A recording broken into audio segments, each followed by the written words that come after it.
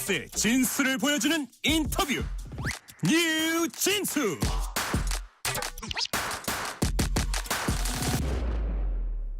민주당 지도부가 오늘 전남 영광에서 최고위 회의를 열었고 내일은 곡성을 방문합니다. 재보선을 앞두고 총력 체제 돌입을 뜻하는 것으로 전남 지역 민주당 현역 의원들도 본격적인 선거 채비에 들어갔습니다. 재보궐선거가 치러질 전남 곡성군이 지역구에 포함되어 있는 현역 의원입니다. 민주당 권향엽 의원 지금 전화 연결되어 있습니다. 권향엽 의원님 안녕하세요. 안녕하세요. 더불어민주당 순천 광양 곡성구의 을 국회의원 권향엽입니다. 시간 내주셔서 감사합니다. 이렇게 인사드리게 돼서 반갑습니다. 네네. 네. 자, 오늘은 영광에서 이제 최고위원회 열렸고요. 내일은 민주당 지도부가 곡성군 찾는다고 들었습니다. 의원님은 지금 네. 어디 계세요? 네, 오전에는 영광 현장 최고위원회 참석해서 영광 곡성 군수 후보자들하고 윤리서약하고 윤리서약. 네네. 예, 그다음 그 쌀값 안정화를 위한 정상화를 위한 간담회 같은 거 있었고요. 네네. 지금은 저 지역구로 가고 있는 차 안에 있습니다. 네네. 내일 이제 또 지도부도 대거 오실 거기 때문에 뭐 이게 또 어떻게 맞는다는 서울 네. 손님 맞는다는 그런 의미도 있을 것 같아요. 네, 내일 그 곡성에는 그 당 대표님만 오시고요. 지도부가 대거 오시는 아, 그렇군요. 오늘 영광에서 최고위원회를 하시면서 최고위원님들의 메시지들을 다 말씀을 하셨기 때문에 네네. 이번 선거의 중요성이나 우리 전남 양 그 재선거 보궐선거의 중요성들에 대해서 다 말씀을 주셔서요. 네. 대표님께서 먼저 곡성을 다녀가실 예정입니다. 이재명 대표께서 내일 곡성에 오신다는 말씀 해주셨고요. 네. 자, 권 의원님 오늘 현지 주민들 이제도 만나셨을 텐데 아까 간담회도 있다 그러셨고요. 현장에서 네. 어떤 얘기들 주로 합니까? 이번 선거 관련해서. 네, 아마 기자님께서도 많이 들으셨겠지만 네네. 윤석열 정권 들어서 여러 경고등이 이렇게 켜지고 있습니다. 아시다시피 최악의 경제 성장률, 부채 증가, 그걸로 인한 경제 위기, 또 치솟는 물가, 어려워지는 청년 고용 자영업자 몰락으로 이어진 민생 위기, 지방 소멸 위기, 또 너무나 이번에 더웠잖아요. 네. 그래서 앞이 보이지 않는 미래 위기 등 주민들이 만날 때마다 한결같이 어렵다는 말씀들 많이 하시고요. 무엇보다도 오늘 또 간담회도 했습니다만 쌀값 정상화 시켜달라. 한우값 너무나 폭락하고 사료값은 너무나 비싸서 힘들다. 뭐 이런 말씀들 많이 하시더라고요. 네네. 저도 지역구 의원으로서 대단히 좀 송구스러운 마음이 들었습니다. 아, 네. 자. 권향엽 의원님 지역구가 아까 말씀하신 대로 전남 순천시, 광양시, 곡성군, 구례군, 을입니다. 되게 넓게 써요. 근데 저기 면적으로 봐도 근데 사실은 이제 뭐 순천시, 광양시는 또 이제 포스코가 있는 도시고 약간 도시화된 데고 또 이제 도농 복합으로 아주 큰 지역구가 이제 저기 지역구신데 자 곡성구는 또 청취자들한테는 영화 곡성으로도 알려져 있는 곳이잖아요. 근데 곡성에서 이번 재선거 치러지는 이유가 뭡니까?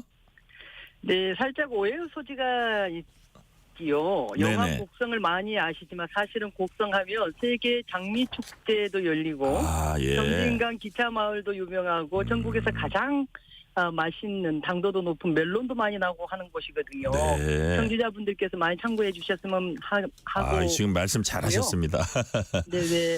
그다음에 재선거와 관련해서는 바로 전임 선거께서 곡성 군수의 그 부주의 때문이라고 생각합니다. 네. 아시다시피 곡성 군수가 2022년 6월 당선되고 나서 당선자 신분으로 선거사무소 관계자들하고 자원봉사자들과 함께 식사를 하면서 네. 식대를 내서 그 제공한 혐의로 사실 기소가 되었죠. 그렇군요. 그래서 1심에서는 벌금 90만 원을 선고받았는데 2심에서 당선 무효형인 200만 원을 선고받았고 뭐 대법원에서 상고 기각이 되었죠. 네, 그래서 이번 그렇군요. 선거를 치르게 되는데 곡성 국민들에게는 대단히 송구스럽게 생각합니다. 네. 자, 지금 이번 선거에 대해서 지금부터 본격적으로 좀 알아볼게요. 조국혁신당은 호남 지역 교두보 확보를 위해서 영광군수, 곡성군수 재선거에 이제 적극 나서고 있는 모양새입니다. 조국 대표 이런 얘기를 했어요. 특정 정당을 무조건 찍는 일은 없어져야 한다. 그게 정치 발전이고 지역 발전이다. 민주당 박지원 상임선대위원장은 호남은 한 정당에만 투표한다 운운은 은혜를 저버리고 호남을 무시하는 언행이다. 이렇게 이제 비난을 했고요. 자, 지나친 과열입니까? 경쟁에서 흔히 나타날 수 있는 모습입니까?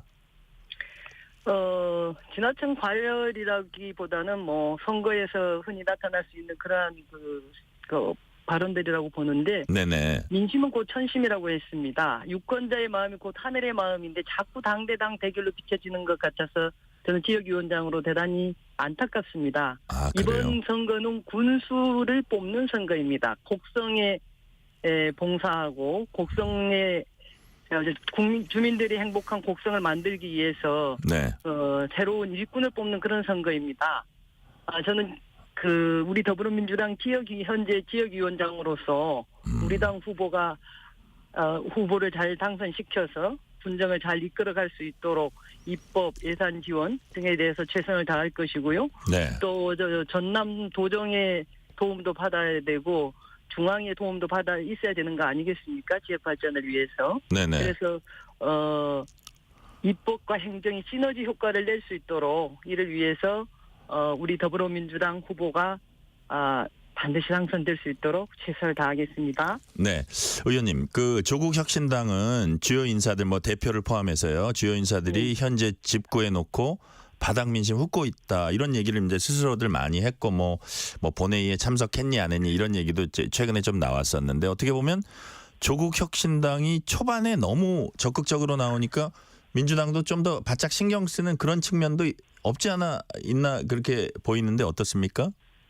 제가 잘 알죠. 우리 지역 상황에 대해서는. 네네. 근데 곡성 후에 뭐 한 달 살이 집을 구했다고 들었습니다만 저는 별로 그렇게 신경이 쓰이지 않습니다. 네. 그리고 제가 대표님도 잘 알거든요. 거기 그 당 의원님들도 굉장히 잘 알고 그러시겠죠. 본회의장에서도 예. 바로 옆에 앉고 그래서 아주 친합니다. 네. 잘 아는데 보니까 일정들도 여기 집은 그 곡성읍에다가 구했다고 해서 들었고 알고 있습니다만은 네. 근데 주로 보니까 그 일정은 주로 보면 영광에서 많이들 보내고 계시는 것 같고 아, 그래요. 그리고 선거가 군수 선거인데 후보의 이름이라든가 후보의 얼굴이라든가 후보의 공약이라든가 그런 것은 잘 보이지 않고 그런 거예요. 그런데 네네. 국민들이 잘 압니다. 서울에서 온 분들 모습이 더 보여요?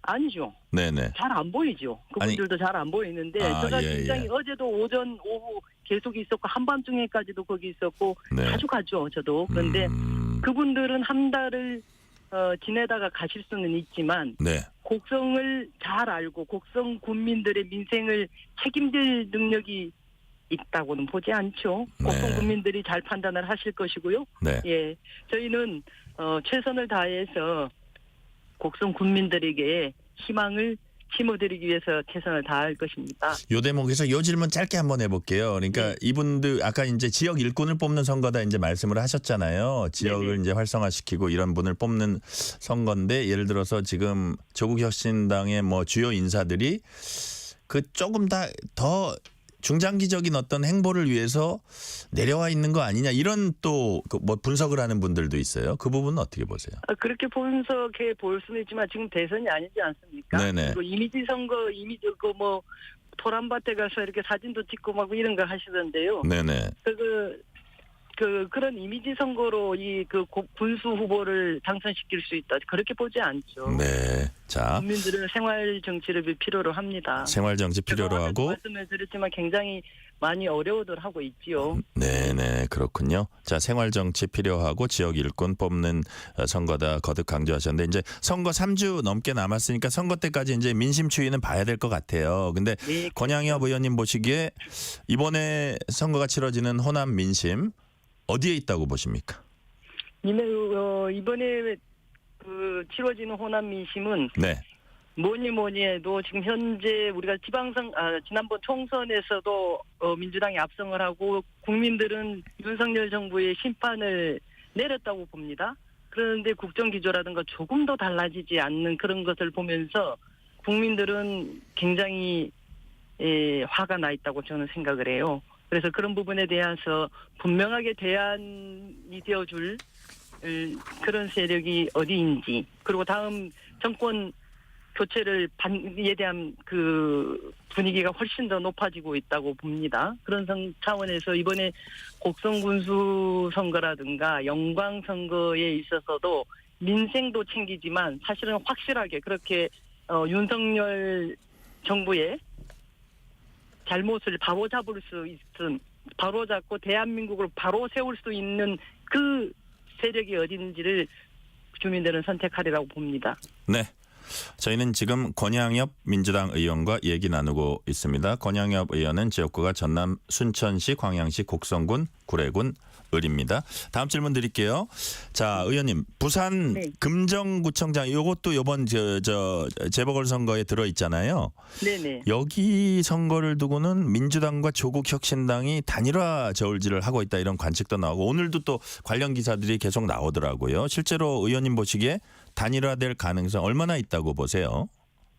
저는 그렇게 단일화를 조국혁신당에서 적극적으로 원하고 있고, 심지어는 처음에 그 우리 경쟁주의 후보에 대해서 약간 폄훼하는 그런 말씀들도 서슴없이 하고 그러지 않았습니까? 네. 근데 그것에 대해서는 현장에서 후보들이 최종적으로 판단해서 결정을 내리겠지만, 금정에서 사실은 지금 제가 보기에는 조국혁신당에서 후보를 내지 않겠다 그랬잖아요. 네. 그러면은 정말 김경지 후보 자체가 굉장히 능력 있는 후보입니다. 네. 사실 행정도 잘 알고, 그래서 부정을 갖다 이끌어 나가는 굉장히 괜찮은 후보이거든요. 도와서 당선시키면 된다고 봅니다. 네. 자, 지금부터는 현안 관련 당내 분위기 좀 이제 살펴볼게요. 네. 자, 최근에요. 임종석 전 대통령 비서실장이 제기한 남북 두각 국가론 이거 둘러싸고 당내 논쟁이 과열되고 있습니다. 자, 이제 뭐 김민석 최고위원이 발언도 했고요. 권양엽 의원님 당시 9.19 선언 기념행사 참석하셨다고 들었는데 참석하셨습니까 그때?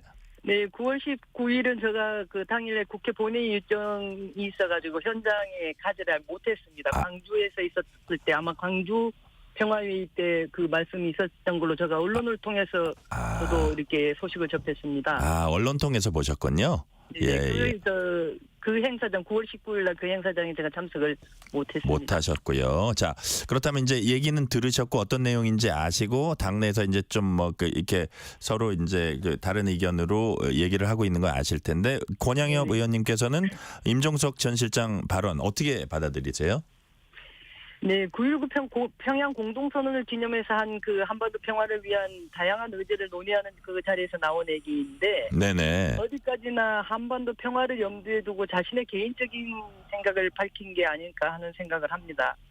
임 그래요. 전 실장님 발언을 두고 뭐 일부 언론에서는 김정은 위원장의 적대적 두 국가론을 동일시하는 분들도 있고 그러던데, 이거는 저는 과도한 해석이라고 생각하고요. 네. 아무쪼록 민주당은 아시다시피 김대중 노무현 문재인 대통령으로 이어지는 한반도의 항구적인 평화를 위해 노력하는 그런 정당입니다. 그리고 거기에 적어도 평화회의에 참석했던 분들은 그 정신을 이어가고자 노력하시는 분들이 참석했었을 것이고요. 네네. 저는 그렇게 생각합니다. 네.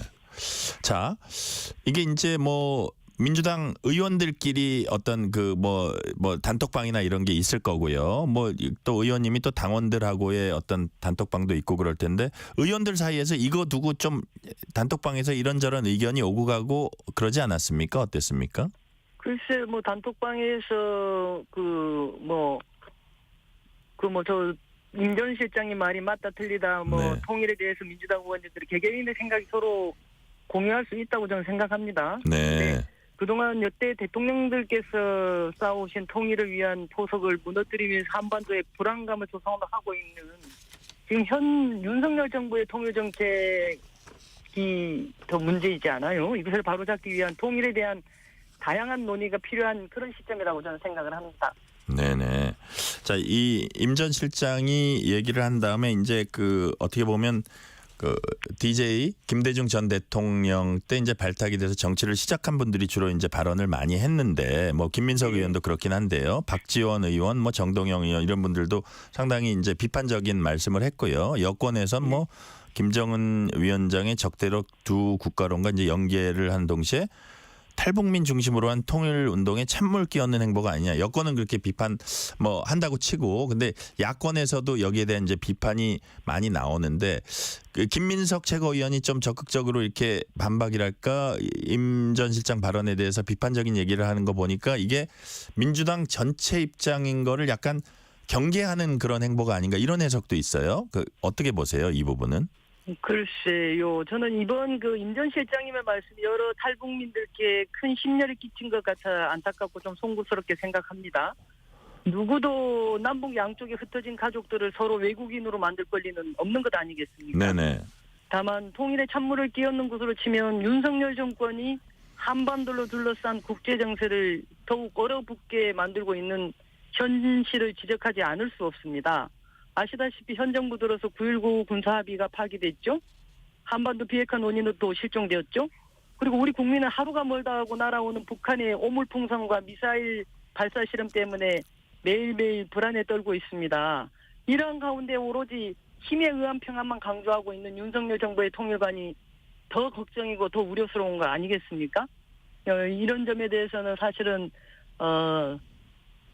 저도 이렇게 그 재난 안전 문자가 하루가 멀다 하고 이렇게 오물풍선에 대한 거 나온 거 대단히 불편하고요. 대북 그 방송이 그 본격적으로 다시 재개되어서 접경지대의 주민들이 너무너무 불편해하고 있는 사실을 잘 알고 있기 때문에 대단히 문제라고 지적하지 않을 수 없습니다. 네. 자, 이재명 민주당 대표 재판이 진행 중인 가운데 검찰이 선거법 위반 사건 결심 공판에서 이 대표에 대해서 징역 2년을 이제 구형을 했습니다. 오늘 민주당은 이른바 검사 법 왜곡 행위 처벌 법안을 법사위에 상정을 했고요. 여권에서는 이재명 방탄법이다. 사법 체계를 의석술로 이제 흔들려고 한다 이렇게 비난을 하고 있습니다. 이런 여권의 지적에 대해서 권양엽 의원님은 어떻게 보세요? 저는 국민의힘이 검사 탄핵에 대해서 이재명 방탄 탄핵이라는 프레임을 쓰고 싶었던 모양인데요. 네. 저는 이재명 대표는 이미 검찰에 의해 기소되어서 재판을 치르고 있는 중 아니겠습니까? 네네. 무엇을 어떻게 방탄을 한다는 말입니까? 법적으로 전혀 맞지 않는 억지 프레임이다. 저는 그렇게 말씀드리고 싶습니다. 네. 그리고 그 검사 탄핵과 관련해서 방금 말씀을 하셨는데 이재명 대표 구형과는 전혀 상관이 저는 없다고 봅니다. 왜냐하면 이재명 대표 구형이 20일 늦은 오후에 있었죠. 네. 그리고 19일에 법사위가 검사 탄핵 청문회를 연다고 언론에 보도됐고요. 그렇기 때문에 이미 예정되어 있던 일정입니다. 7월 초에 검사 4명에 대한 탄핵 소추안이 제출되었고 국회는 제출된 탄핵안에 대해서 논의해야 될 의무가 있습니다. 그런데 이것을 마치 방탄 탄핵이다 뭐 이렇게 프레임을 시키는 것은 앞뒤가 맞지 않습니다. 그리고 네. 이제 검찰개혁 법안에 대해서도 말씀을 드리면 검찰개혁은 검찰개혁에 대해서는 21대 국회에서부터 민주당이 일관되게 주장했던 그런 법안 아니겠습니까? 네. 예, 검찰의 구형 하나를 주요 개혁 과제로 연결시키는 그런 검찰의 행위를 너무 과대평가하는 주장 아닌가 저는 그렇게 생각합니다. 자, 권 의원님은 소속 상임위가 산업통상자원 중소벤처기업위원회입니다. 산업부는 이제 원전 주무부처이기도 하죠. 이와 관련해서 윤 대통령이 최근 체코 방문을 통해서 원전 수출 의지를 재확인하고 협력 강화를 약속받았다 이렇게 발표를 했습니다. 자, 의원님은 대통령의 원전 관련 행보 어떻게 평가하십니까? 네, 이번에 윤석열 대통령께서 체코를 다녀오셨죠. 근데 가서 뭐 네. 서명을 하거나 그런 거 아니지 않습니까? 그런데 웨스팅하우스와의 분쟁도 지금 진행 중이고요. 그저 대기업 총수들 데리고 영업하러 간 건데 가서도 뭐 이렇다는 게 없죠. 그런데 그 대통령실 고위 관계자는 체코 측의 머릿속에 한국 외에 다른 파트너는 없다는 것을 느꼈다라고 말씀을 하시는데 윤 정부에는 관심법을 쓰시는 분들이 많은 거 아닌가 하는 생각이 들어요. 사실은 이번 방금 기자님께서도 말씀하셨던 원전 말씀하셨다시피 체코 방문은 원전 수출 의지를 재확인하고 협력 강화를 약속한 그 이상도 그 이하도 아니라고 생각합니다. 정말 좀 큰 걱정이에요. 정말 잘 이렇게 원하는 대로 잘 됐으면 좋겠는데 지금은 현재 주의는 우선 협상 대상국일 뿐이거든요. 좀 더 진전이 있었으면 좋았을 텐데 하는 생각이 있습니다. 네, 민주당에선 내일 금융투자 소득세 도입 놓고 당론 정하기 위한 토론회 개최합니다. 자, 당내에서 찬반 양론이 좀 갈리고 있어요. 근데 권 의원님은 어떤 입장이십니까? 네, 그렇지 않아도 바로 내일 저희 당 내에서 의원총회를 소집했는데요. 네. 금융투자 소득세에 대해서 심도 깊은 토론이 예정되어 있습니다. 현재 당내에서는 시장의 불확실성을 고려해 일단 유예해야 한다는 유예팀과 네. 보완 후 시행해야 한다는 시행팀으로 나뉘어서 열띤 토론을 준비하고 있습니다. 저도 많은 찬반의 입장에 대한 일반인 시민들의 문자도 많이 받고 있고요. 네네. 그래서 토론을 통해서 정해진 방향으로 법안을 발의하고 향후 정책 의총을 거쳐서 당론화할 것으로 봅니다. 일단 내일 토론에서 구체적으로 어떤 내용들이 오고 갈지 주의 깊게 듣고 저도 입장을 가지려고 합니다. 네네. 자, 권 의원님은 최근 벌어진 이른바 TMF 사태 관련해서 주로 소상공인 피해 최소화를 위한 노력을 주문하신 걸로 알려졌습니다. 지금 TMF 피해 입은 소상공인들 구제 움직임 어디까지 와 있는지 또 추가적으로 어떤 대책 필요합니까? 네네. 저도 지난 7월 TMF 사태가 본격적으로 불거진 뒤에 더불어민주당에서 TMF 사태 대응 TF가 만들어졌었고요. 저도 네. 그 일원으로서 피해 소비자와 판매자분들을 만나도 받고 피해 보상과 재발 방지 대책 마련을 위해서 지금 함께 마음을 모으고 있는데요. 네. 이번 TMF 미정산 사태로 인해서 총 4만 8천 개의 업체가 입은 피해 규모가 1조 3천억 원에 다다릅니다. 네. 현재 정부가 긴급 경영안전자금 등을 투입해서 신속한 피해 지원을 나서고 있습니다만 피해자들의 사이에서는 이것만으로 부족하다는 목소리가 많이 나오고 있죠. 이를테면 여러 부처에 지금 현재 다양한 정부가 대책을 내놓고 있지만 여러 부처에 산재해 있다 보니까 피해자들은 하루 종일 이곳저곳 전화를 돌리면서 발만 동동 굴르고 있고 또 제가 지난번에 예결위 결산 심사 때 당시 TMF 사태를 시작으로 AK몰, 인터파크 커머스 등으로 피해가 점점 확산되고 있는 만큼 총리실에서 원스톱 상담 창구를 만들어서 신속한 피해 상담과 지원이 이루어질 수 있도록 해야 된다고 촉구한 바가 있습니다만 네네. 지금 이게 아직까지는 그렇게 원활하지 않는 것 같고요. 또 팀원과 위메프 회생 절차가 지금 개시되고 있습니다. 네. 뭐냐면 파산은 면했지만 피해자들이 피해 금액 전액을 돌려받는 건 사실상 불가능하거든요. 그래서 네네. 보상까지 시간이 얼마나 걸릴지도 알 수 없는 그런 상황입니다. 네네. 그동안 정부가 네네. PTN 그룹의 은닉자산 파악을 위해서 피해자 보상해야 하고 또 국회는 이번 사태의 근본적인 문제를 온라인 플랫폼에 기울어진 운동장을 바로잡기 위한 그런 법 제정, 온라인 플랫폼 공정화법 제정 이런 것들이 좀 더 신속하게 되어야 된다고 저는 봅니다. 네. 오늘은 말씀 여기까지 듣겠습니다. 권양엽 민주당 의원이었습니다. 말씀 감사합니다. 감사합니다. 실시간 교통 상황 알아보겠습니다. 라디오 교통정보센터 정현정 리포터 나와주세요.